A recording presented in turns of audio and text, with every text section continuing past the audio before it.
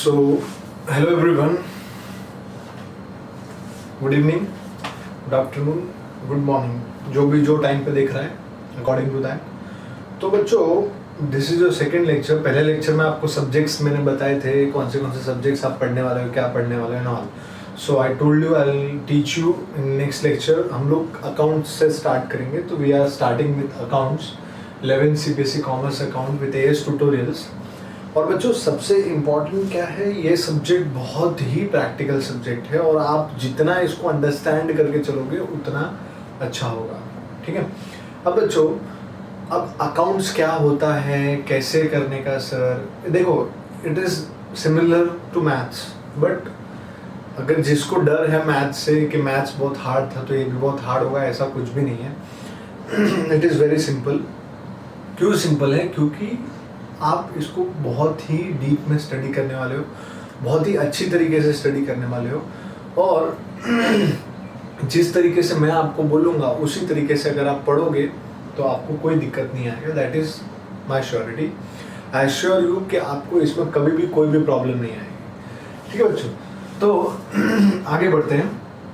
देखिए, मैंने यहाँ पे बोर्ड पे डेफिनेशन लिख के रखा है अकाउंट्स का. बट डेफिनेशन समझाने से पहले मैं कुछ चीज़ें आपको प्रैक्टिकलिटी में लेकर जाता हूँ और अकाउंट्स के बारे में समझाने की कोशिश करता हूँ. ठीक है. And I hope you will understand very well.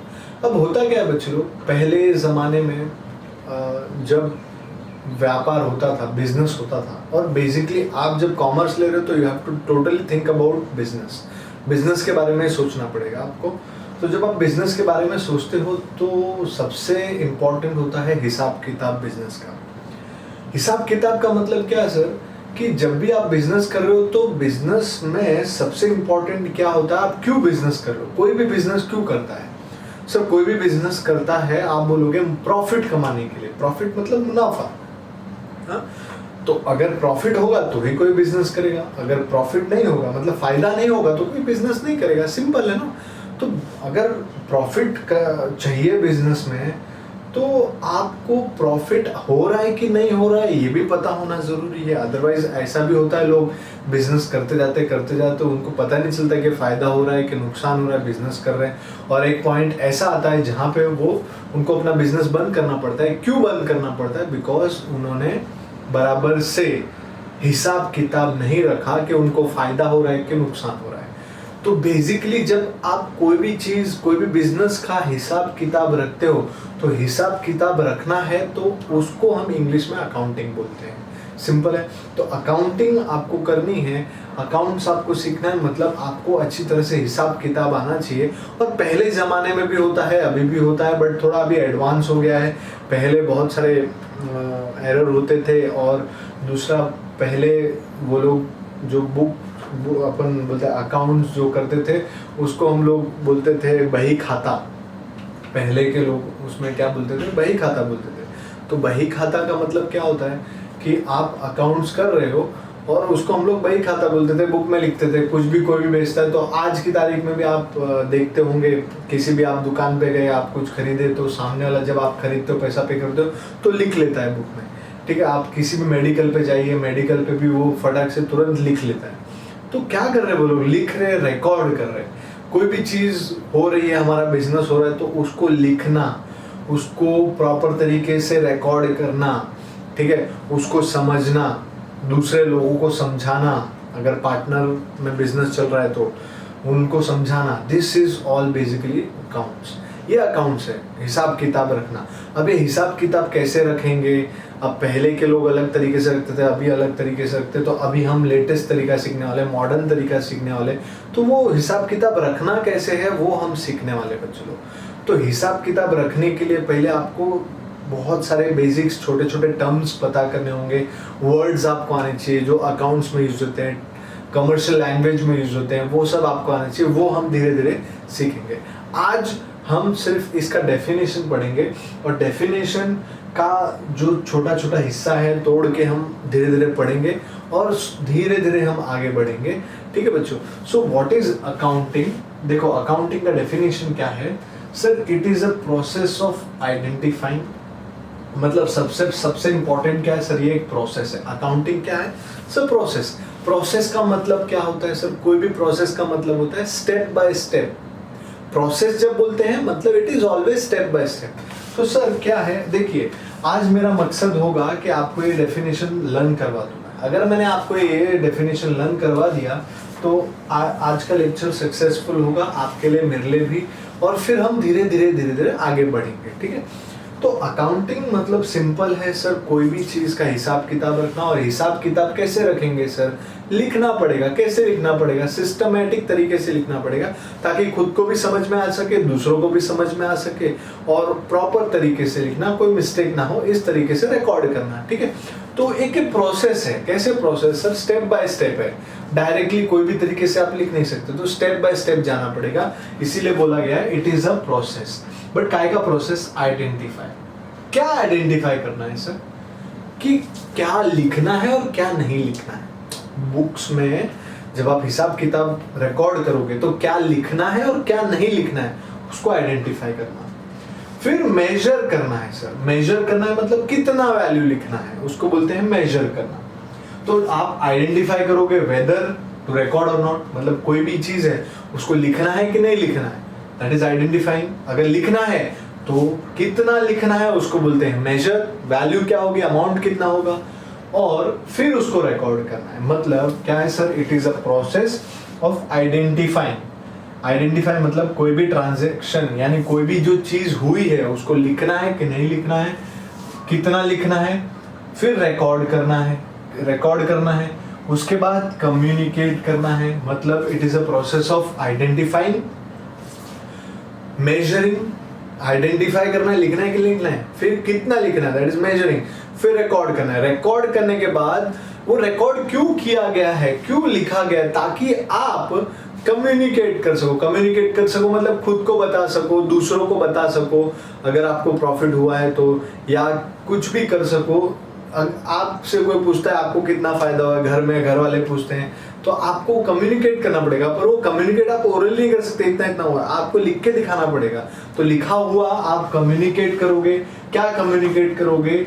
The required information. जो भी इंफॉर्मेशन घर वाले मांग रहे हैं, या फिर आप, ये जो डेफिनेशन है it is in broader sense, ये ब्रॉडर सेंस में डेफिनेशन है, बड़ी बड़ी कंपनियों के लिए एप्लीकेबल है। तो कंपनियों में क्या होते हैं? शेयर होल्डर्स होते हैं जो पैसा बिजनेस में लगाते हैं। तो शेयर होल्डर जब पैसा बिजनेस में लगाते हैं तो उनको ये सब हिसाब किताब हमको बताना पड़ेगा।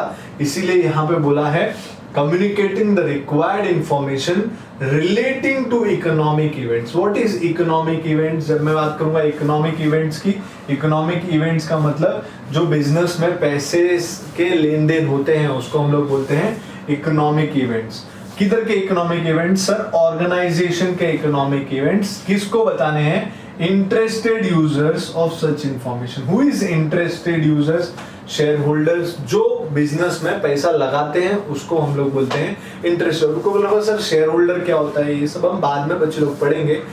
अभी फिलहाल याद रखो, शेयर होल्डर का मतलब जो बिजनेस में पैसा लगाते हैं, बड़ी बड़ी कंपनियों के हिस्सा खरीदते हैं, शेयर खरीदते हैं, उसको हम लोग बोलते हैं शेयर होल्डर, ठीक है। So what is the definition saying कि इट इज अ प्रोसेस।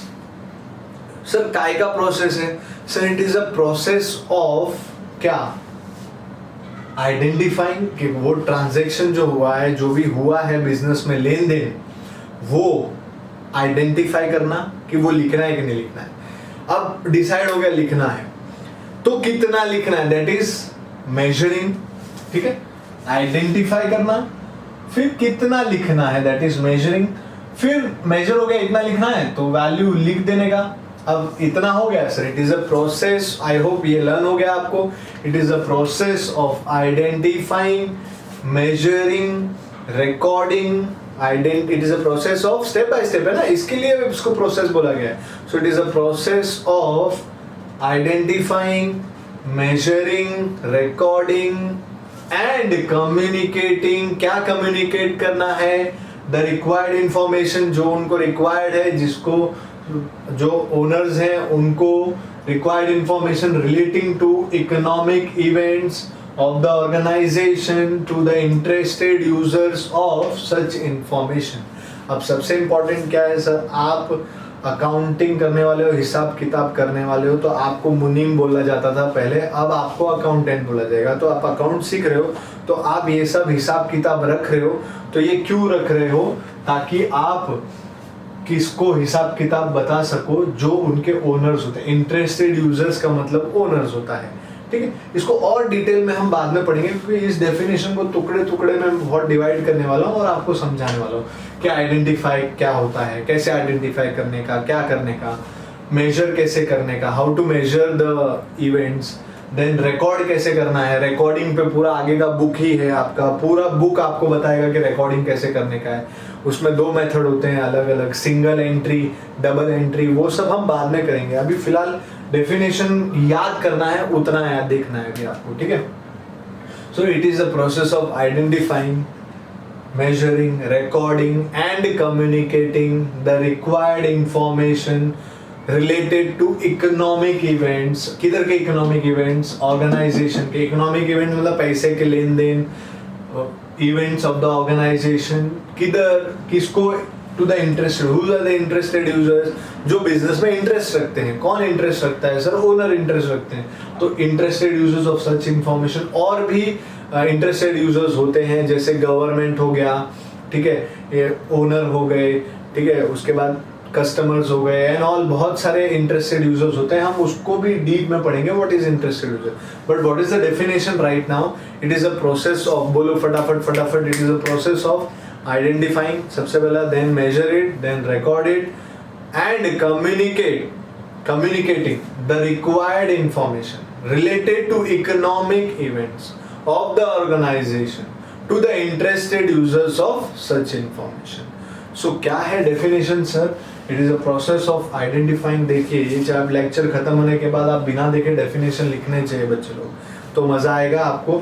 बाद में मैं इसको डिटेल में एकदम खतरनाक तरीके से समझाऊंगा, इसको अलग अलग टुकड़े में मतलब आइडेंटिफाइंग का मतलब क्या होता है, कैसे आइडेंटिफाई करने का, अलग अलग बहुत सारे एग्जांपल्स देके, देन मेजर कैसे करने का, बहुत सारे एग्जांपल्स होंगे, रिकॉर्ड कैसे करने का, वो तो आपकी पूरी बुक ही है उसके ऊपर, देन कम्युनिकेट करने का कैसे, इकोनॉमिक इवेंट्स क्या होते हैं, ऑर्गेनाइजेशन क्या होता है, इंटरेस्टेड यूजर्स कौन कौन है, ये सब डिटेल में हम पढ़ने वाले हैं इस चैप्टर में बेसिकली। और उसको समझने के लिए बहुत सारे अपने को टर्म्स सीखने होंगे, वर्ड्स सीखने होंगे, क्योंकि अगर आप इंग्लिश जानते हो तो मैं आपको 2-4 वर्ड्स बोलता हूँ, ठीक है, आपको उसका मतलब नहीं समझेगा। क्यों नहीं समझेगा? क्योंकि आपको टर्मिनोलॉजी पता ही नहीं है।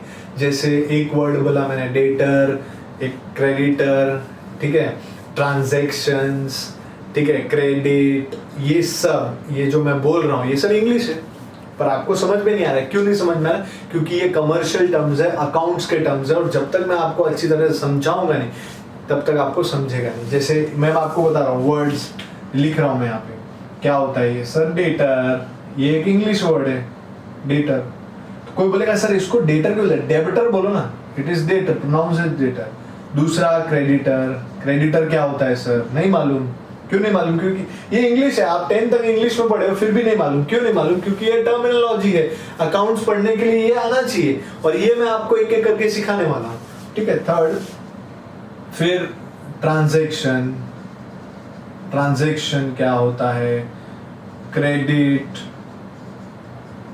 फिर बिल्स, रिसीवेबल क्या होता है, ये सब इंग्लिश में लिखा गया पर आपको बच्चों समझ में नहीं आ रहा होगा। Reason is you don't know the terminology of accounting, और कॉमर्स की टर्मिनोलॉजी आपको पता नहीं है। धीरे धीरे धीरे धीरे कुछ लेक्चर्स, 10-15 लेक्चर्स होंगे तो आपको सब समझ में आने लगेगा, और आप अपने प्रैक्टिकल लाइफ में ये सब वर्ड्स यूज करने लगोगे।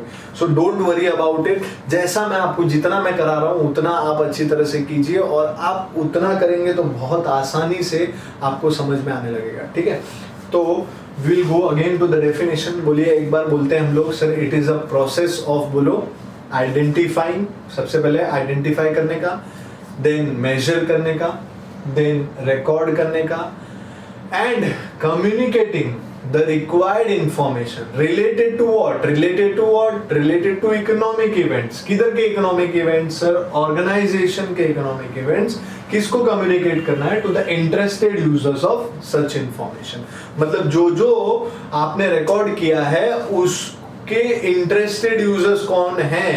Interested मतलब उस इंफॉर्मेशन से किसको फायदा होने वाला है, उन सबको आपको ये इंफॉर्मेशन जो हिसाब किताब आपने लिखा है वो कम्युनिकेट करना है. So that is definition of accounting. ठीक है, एक और बार हम लोग वापस से एक बार रिवाइज करते हैं पूरा. Sir it is a process. ये लेक्चर खत्म होने से तक आप ये पूरा डेफिनेशन अच्छी तरह से लर्न कर लेंगे. ठीक है. So it is a process of identifying, measuring, recording and communicating the required information related to economic events. किधर के economic events of the organization किसको communicate करना है? To the interested users of such information. That is definition. आपके text book में वही definition दी है. तो आपको मैंने ग्रुप में शेयर भी किया है फर्स्ट चैप्टर का PDF, वो आप देखिए. उसमें डेफिनेशन ऑफ अकाउंटिंग यही है. और डेफिनेशन अगर आप पढ़ते हो तो इसके अंदर अब क्या क्या आएगा वो हम डिटेल में अच्छे से पढ़ लेंगे. ठीक है. अब आप अपने फ्रेंड्स को, दूसरे फ्रेंड्स को आप शेयर कीजिए कि 11th का लेक्चर स्टार्ट हो चुका है. तो आप अपने फ्रेंड्स को ज्वाइन कीजिए, ग्रुप में इनवाइट कीजिए, शेयर कीजिए लिंक. ये लेक्चर्स उनको शेयर कीजिए, आप लाइक कीजिए. अगर आपको डाउट है तो पूछिए, कमेंट कीजिए, सब्सक्राइब कीजिए चैनल को. सबसे इम्पॉर्टेंट चीज़ है, मैं आपको एकदम डीप में अकाउंटेंसी सिखाने वाला हूँ. और अगर आपने 11th ही अच्छी तरह से किया तो 12th बहुत ही इजी लगेगा. क्योंकि बच्चे सोचते हैं अभी भी कि सर हम लोग 11th में नहीं पढ़ेंगे, चलेगा क्या? नहीं चलेगा बच्चे लोग. रीज़न आप अपना बेस वीक कर लेते हो. अब मैं आपको ये चीज़ें जो बता रहा हूँ, अगर आपने 11th में ही क्लियर नहीं की तो 12th में ये सब डायरेक्ट पूछेंगे. डायरेक्ट इधर तो सिखाएंगे, 11th में ये सब टर्म सिखाएंगे आपको, अकाउंट्स को डीप में सिखाएंगे. पर 12th में ये सब वर्ड्स डायरेक्ट लाइन में आएंगे, सेंटेंसेस में आएंगे. तब आपको कोई भी ये सब समझाने वाला नहीं है. स्कूल में, कॉलेज में, किधर भी समझाने वाले नहीं है. ठीक है. तो इससे अच्छा आप 11th में बेसिक्स एकदम स्ट्रॉन्ग कर लो. अगर देखो अकाउंट्स ऐसा सब्जेक्ट है जो सारे सब्जेक्ट्स को लिंक करता है.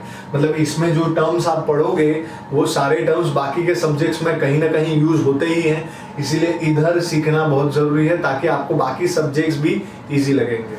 ठीक है.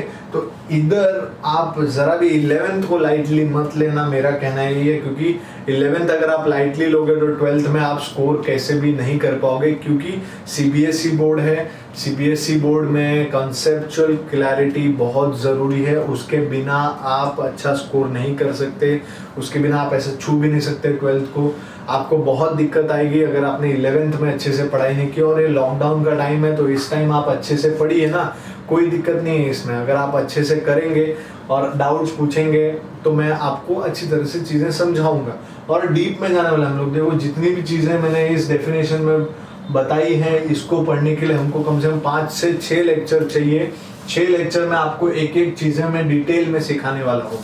तो उसके बाद आपका जो देखा आपने बुक आपको टफ लग रहा है, किसी ने स्टार्ट कर दिया होगा PDF से पढ़ना या फ्रेंड से लेके बुक्स पढ़ना, तो उनको बहुत ज़्यादा टफ लगा होगा डेफिनेशन और उसके अंदर के टर्म्स और वो सब बहुत ज़्यादा टफ लगने लगे होंगे. पर बिलीव मी कुछ भी टफ नहीं है, बहुत ही ईजी है. बहुत मतलब ईजी बोलने में भी जो मेरे को कठिनाई हो रही है उतनी आपको प्रॉब्लम नहीं होगी अकाउंट सीखने में. ठीक है. इजी की स्पेलिंग से भी ज़्यादा इजी है अकाउंट्स. और पर इसके लिए आपको थोड़ा सा मेहनत करना पड़ेगा. बस जितना मैं बोलूँगा उतना करना पड़ेगा. टेस्ट देने पड़ेंगे. ठीक है. तो ये डेफिनेशन का मैं टेस्ट लूँगा कल. तो डेफिनेशन आपको अच्छी तरह से आनी चाहिए. एकदम सिंपल डेफिनेशन मैंने याद करवा दिया आपको. एक और बार हम लोग बोल लेते हैं फिर से. सर क्या है accounting? Sir it is a process of identifying, ठीक है, measuring, recording and communicating the required information. का information related to economic events. किधर के economic events of the organisation. किधर किसको कम्युनिकेट करना है? To the interested users of such information. That is the definition. आपको इतना डेफिनेशन लर्न करना है, अच्छे से पढ़ना है, और फिर हम एक एक चीज़ डीप में पढ़ेंगे।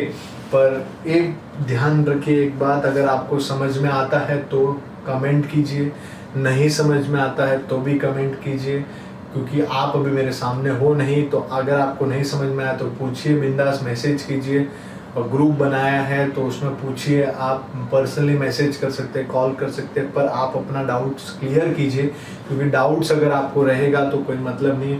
And I hope this is very clear कि आप कैसे हम आगे बढ़ने वाले, क्या करने वाले हैं, ठीक है।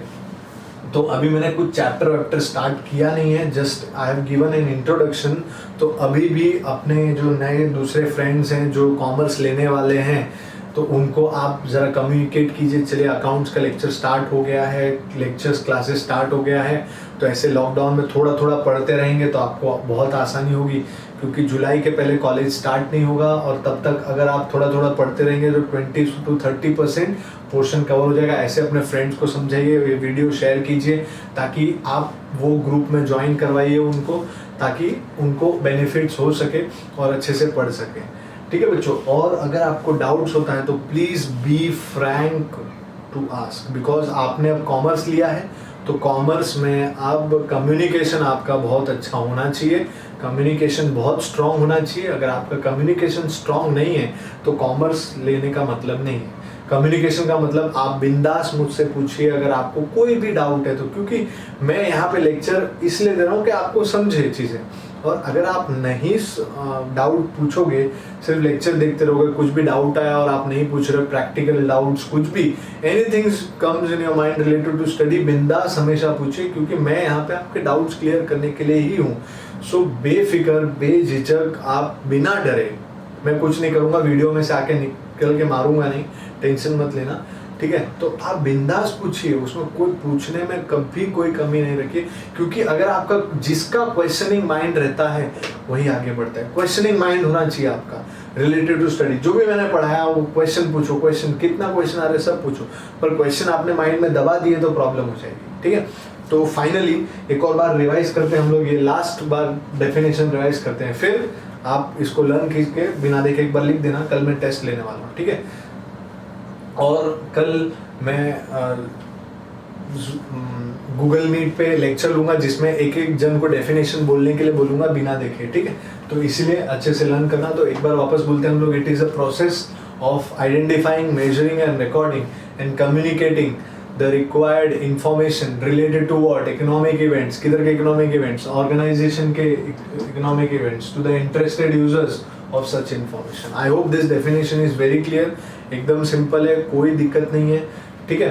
तो अगर प्रॉब्लम है तो पूछिए, बिंदास रहिए, और अपने फ्रेंड्स को ज़रूर ज्वाइन करवाइए ग्रुप्स में, और उनको इन्फॉर्मेशन दीजिए कि ऐसे ऐसे लेक्चर स्टार्ट हो गया है, और आप बताइए ताकि उनको भी बेनिफिट हो, ठीक है बच्चों।